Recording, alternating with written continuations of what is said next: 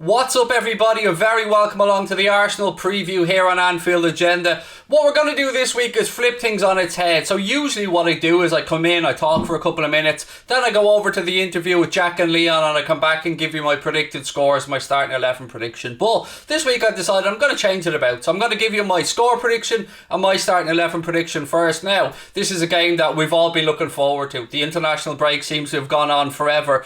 From our side, not really any new injury concerns. Roberto Firmino looks like he's going to be available to be in the squad for the game, and Arsenal have a bit of a fitness test ahead of Smith Rowe, I believe, after his international duty away with the English under-21 side. So other than that, I don't think there's any major injury news after popping up over the international break. Travelling to the Emirates is never easy at the best of times, but they're usually fairly enjoyable games, and certainly when the fixtures come out, Arsenal is a game that I look for because I do enjoy when we play against Arsenal. I enjoy the banter, of course, with the Gunners fans, and I enjoy the games because they're usually decent games of football as well. Now, of course, with it being Arsenal and with it being this week again, we did it on a video during the week, but I just want to once again pass on our sincere condolences to Claude's family for the passing of Claude during the week. It was something that rocked the entire world of football. No matter who you support, you know who Claude is. You remember some of Claude's great moments, and we here at Anfield Agenda just want to again pay our love and respect to Claude's family, to Arsenal fans, to AFTV, to everybody that he's been associated with over the years, and any football fan that had the pleasure of interacting with Claude, I'm sure has nothing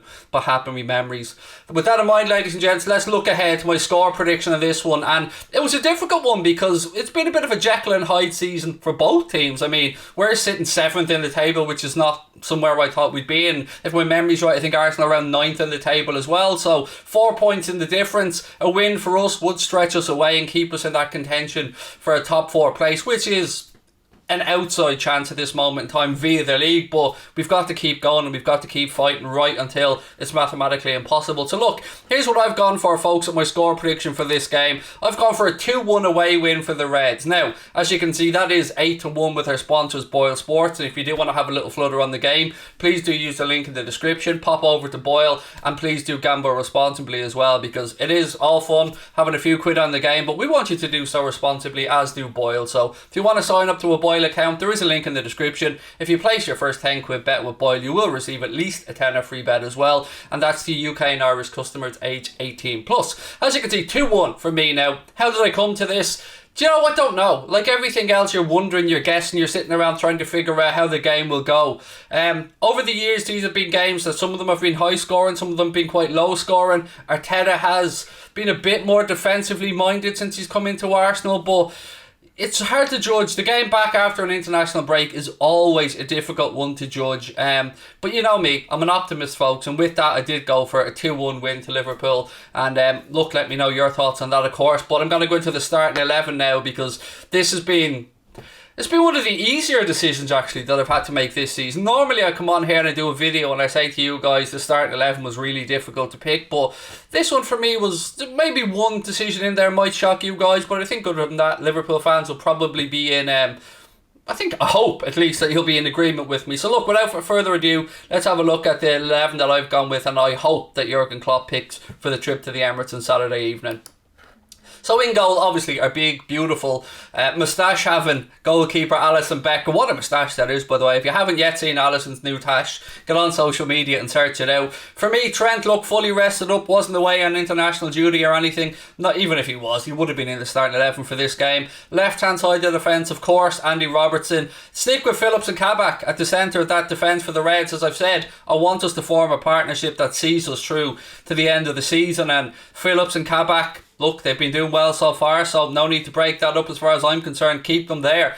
Now, moving into midfield, this is where I gave you guys a bit of a heads up that there might be somewhat of a surprise in there from me. I think Fabinho, look, we all know that he does his best work in midfield. We've seen our team transform since he's gone back into midfield. I'd like Thiago to take his place in there alongside him. And look, it's then between Gini, Keita, Firmino, and it's who you like, really. With the Real Madrid game coming up on Tuesday, I've said, why not give Naby Keita a run out in this one? So for me, I'd like to see Naby get the nod in midfield beside Fabinho and beside Thiago. Moving forward then, yes, you will see that I have left out Roberto Firmino, which for me being his biggest fan, or at least him being my favourite player, made it very difficult. But I have to choose these things based on who I believe can make the biggest impact on the game. So I've gone for Sadio Mane, of course, on the left, Diogo Jota through the centre, and Mohamed Salah on the right. Now, Jota will, of course, come deep and he will roam around, but he was in great form during the week for Portugal, or over the last 2 weeks, I should say, for Portugal on the international break. And I hope he carries that back into Liverpool, because we all know what Diogo Jota is capable of, or Diogo's as we like to call him.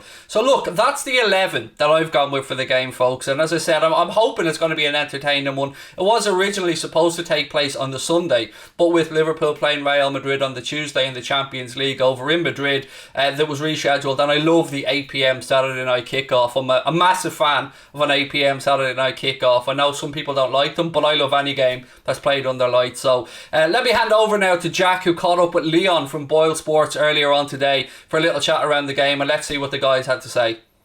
Hello, it's Jack Gill and welcome back to Anfield Agenda. I am today joined by Leon from Boyle Sports ahead of what is a big match for Liverpool at the weekend on the road against Arsenal. Leon, we've had a 2-week break from Premier League football, of course. It was the international break. But the good news ahead of this weekend is no fresh injury concerns that we know of.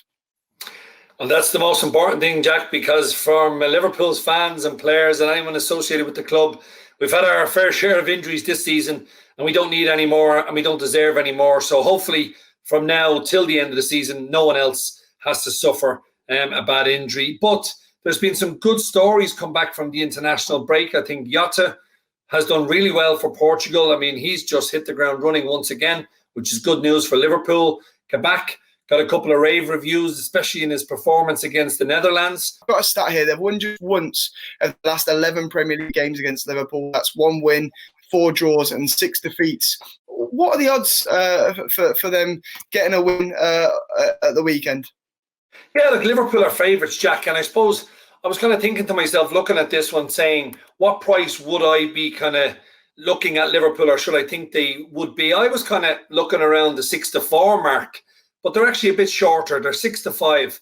So the bookmakers are fancying Liverpool. They are favourites. And I think Arsenal have just been hit and miss. They've played a lot of games this year where they just have not shown up. And on occasions, they've played games where they've been absolutely brilliant. A little bit like Liverpool. But I think away from home is going to suit us. Just at the moment, whatever's happening at Anfield, it's not working.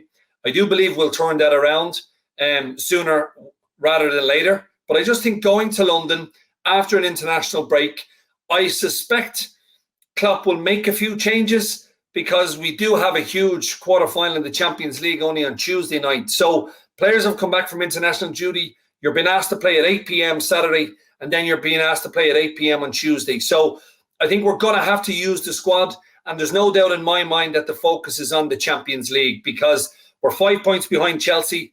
There's 9 games to play. In terms of trying to catch them, they're in 4th position in the Premier League.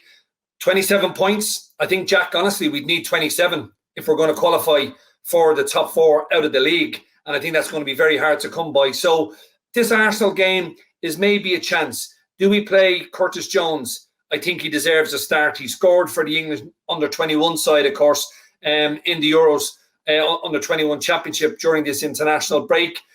I think the team is really interesting, like you say, Leon. I think ahead of the game, we're looking at it from a fan perspective, from my point of view, and I know this differs amongst loads of Liverpool fans at the moment.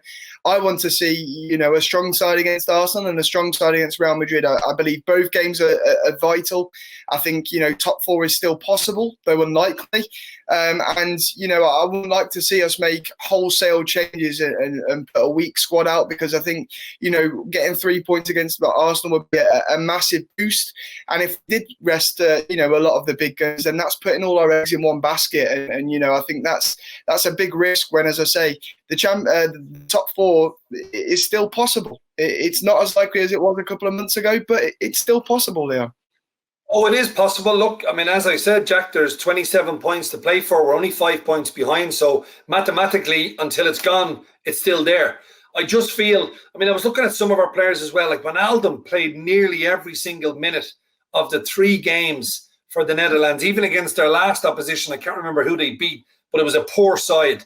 I would have thought that Wijnaldum might have been given a day off. So it's just, I think we're going to see our back 4/5, Alisson, Trent, Robbo, Phillips and Kabak.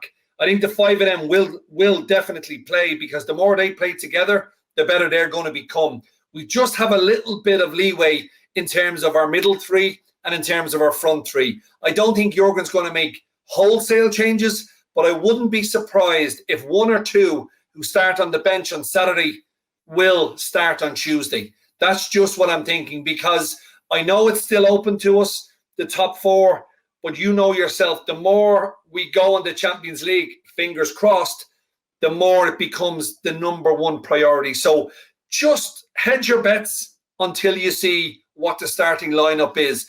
Even if we say we were to start with, maybe, I think Salah will play, I think Mane might play, maybe Diogo will play because he's on good form. I just think the midfield area, there will be 1 or 2 tweaks. So I still think we'll have a very strong squad and we'll have a good bench.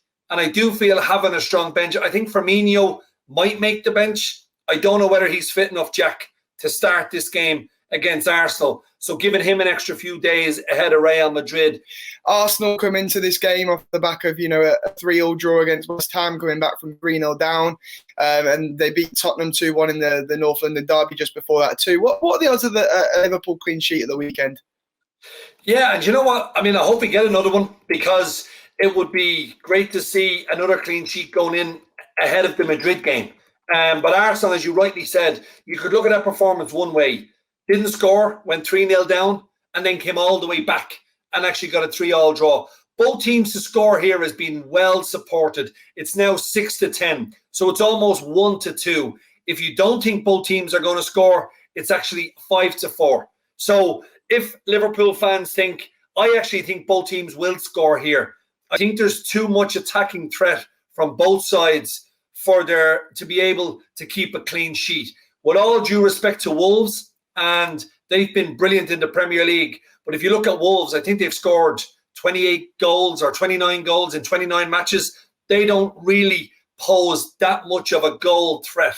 When you look at Arsenal, they've goals everywhere on that side. You've got Aubameyang, Lacazette, Saka, Smith Rowe, Odegaard. They have goals and they'll create chances. And I just feel the safe money would be both teams to score. Obviously, I hope Liverpool can win. But if I had to actually give a kind of a bet or a prediction, I think this is going to be a score draw. What are the odds on that news today about Sergio Ramos being, an April Fool's joke? Well, I think everyone at Liverpool will be hoping it's not a joke. You've got to focus on whatever's next in line. Arsenal, then it's Madrid. And that's all the players will be thinking about. Of course, they're human. Of course, they'll be thinking about a Champions League quarter-final. This is what excites players. It's what excites fans. It's what excites anyone who's involved in football or who supports a team. If your side is going into the last 8 of the Champions League, everyone's talking about it. Everyone knows what happened in the final a couple of years ago. So there is history. It's a beautiful tie. It's actually the tie, Jack, I wanted. I wanted Madrid in the quarterfinals because I want to knock them out. We owe Real Madrid one for that final defeat a couple of years ago. There's no doubt in my mind, once we get past Arsenal, all the attention will focus on Madrid. But I'm sure there's a burning desire in that dressing room to knock Madrid out of the Champions League. There you have it, folks. You heard what Leon and Jack had to say. I'd love to know your thoughts on the game as always. As you can see there from the top left corner of the screen, we are inching bit by bit towards that 100k subscriber mark that we're hoping to hit at least end of the season, summertime maybe, whenever it comes. But if you like what we do on here, please do hit that subscribe button, drop a like on the video as well. Always love to know your score predictions and your starting 11s as well, so please do put them in the comment section below. As always, we will be giving you full coverage of the game here on Anfield Agenda. Jack Gill will be live with the team news announcement show, then I'll be live 30 minutes before kick-off with a watch along, and we'll have a post-match show and of course all the clips and best bits of the stream as well. Thank you guys for tuning in. Thank you once again to our sponsors, Boyle Sports. I hope you guys are having a lovely week. If I don't speak to you before the weekend, which I'm sure I will, have a cracking Easter weekend as well. Don't eat too much chocolate, says he. I know, look at me, I'm going to be scoffing it down. You can imagine. You can only imagine what it'd be like in my house. But anyway, ladies and gents, lots of love to you all as always. Don't forget to hit that like button. Want to know your score predictions as well. I'll talk to you soon. Take care, lots of love, and up the Reds.